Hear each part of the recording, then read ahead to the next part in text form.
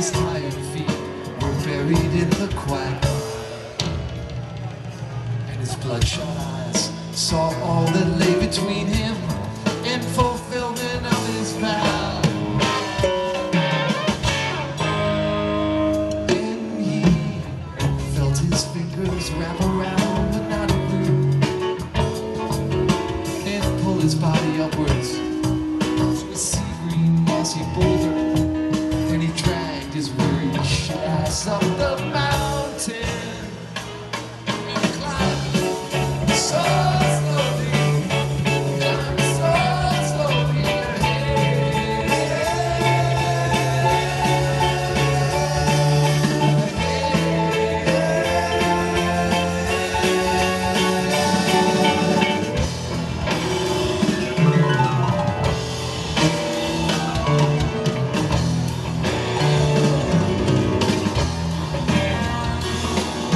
Suddenly he heard the crack of thunder, and the rocks began to crumble overhead and tumble down the mountain to the dismal swamp that lay beneath the jagged cliffs to which his valley led.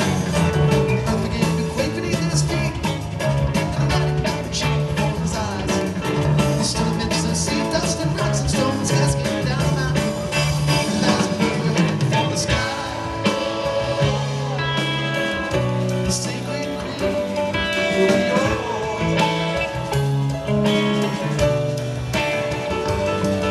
If you wait till tomorrow, the sacred queen will be yours to see, to obey.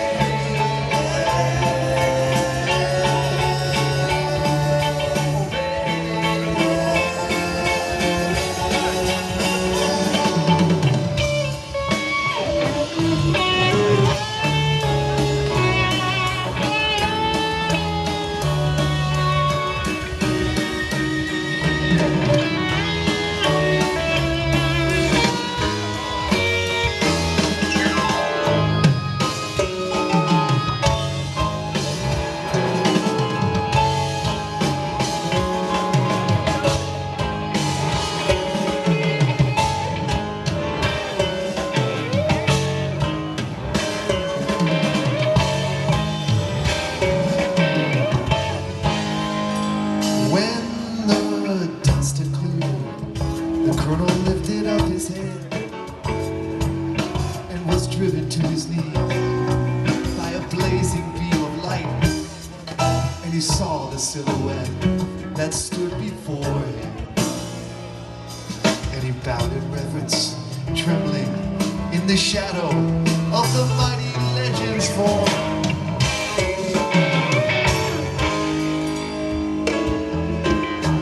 The prophet stood before his eyes, looking down on Colonel Forbin, where he shuddered in the palms of hand.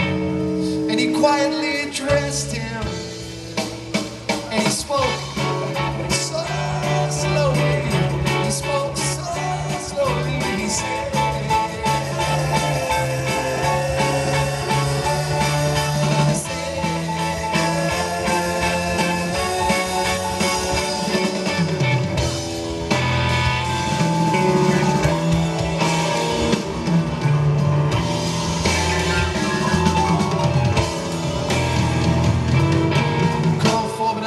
you've come here, I'll help you with your quest to gain the knowledge that you lack. I'll call upon my faithful friend, the Mockingbird, to fly and seize that you will bring into a shape. The tree of knowledge in your soul will grow, and the helping faith that you will plant to see. But I warn you that I'll not seem to conceive pure, because until you live in the hands of the first, the sacred creed will be yours.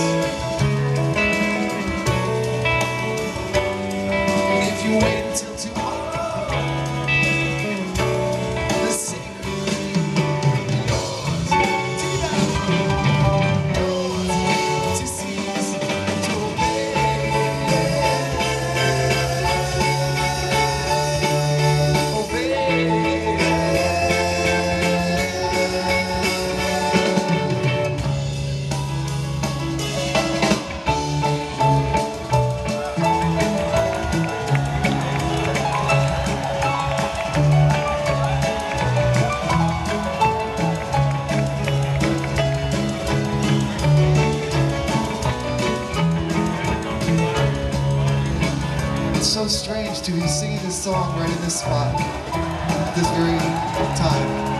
I do have to take a very brief moment to tell you why. When we first went on tour, it was like 1988, and we went to Colorado. We drove right through here because we were coming from Vermont. And we used to drive in a Plymouth Voyager at that point in time. The four of us and our dog, Marley, who you've seen pictures of, who's in doggy heaven now.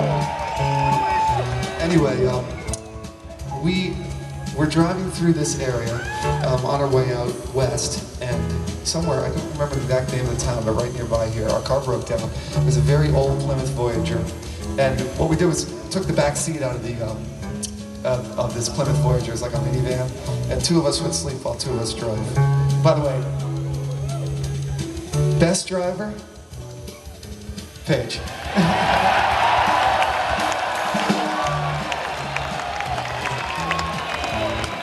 Long distance driver who could cover the most hours. I've seen this guy drain 2 tanks of gas. Phish.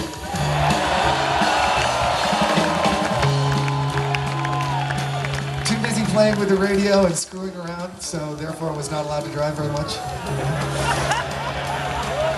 Worst driver, Mike. Writing in his journal while driving the car. Not being that up. Anyway, what happened was the car broke down, and it was kind of a rainy day, and so we had no choice but to try to go to some kind of garage or something. There was nothing around, but we happened to be standing outside of this storage area.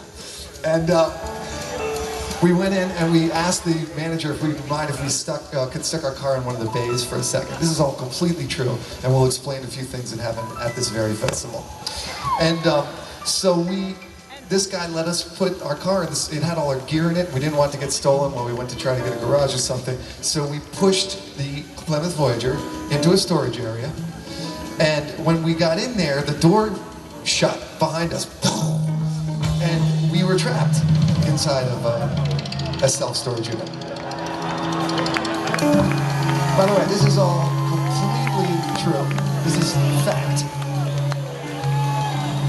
So we're in this storage area, and the only thing that we had to occupy ourselves for our time, we took out the instruments. We were trying to wait for somebody to come get us out of the storage area. So we would play. We started playing, and when we played, we realized that despite the discomfort of being trapped in a small, tin storage area, our minds would kind of wander, and we would drift off, and we would basically be able to free ourselves from the trap of this little metal box through music. So we played more and we played more, but whenever we stopped playing, we'd get back to the fact we didn't have any food, we didn't have any water, or waiting to escape. And what happened was the jams would get longer and weirder and weirder and weirder, and we started to have a problem connecting reality with these kind of mental freedom through music journeys that we were going on. And over time, the mental journeys with the music became a little bit more realistic, and then our awful experience inside of this metal box got worse and worse and worse, until we realized that we could control reality through music. So we started working on little, like melodic incantations, and we found one that used to be able to summon the rain. We realized that we could create rain. We drilled a little hole in the roof so the water would drip down, and this is all going on. Meantime, we're just waiting for somebody to get us out of this storage space. Anyway, what's really bizarre is that we got so good at this that what you're in right now is actually a mental projection through music that we started in 1988 inside of a storage unit. So when we end this whole thing, it's gonna vaporize. None of you will have any memory of it whatsoever, and we'll be trapped back inside this storage unit. So we figured there's only one way out of here, and that's this. If you look what's gone on in the last 20 or 30 years, there's so much crappy merchandise being produced that you have to keep building more and more storage spaces, and they're covering the whole American landscape right now. So it's very perfect that this is happening on the 4th of July, Independence Day. We've discovered through graphs that today is the day when the rate of product creation is going to surpass the rate at which more storage spaces to put this junk can be made. At which point every single storage space in America will be full, and somebody's gonna have to come open the door to our storage space and let us out.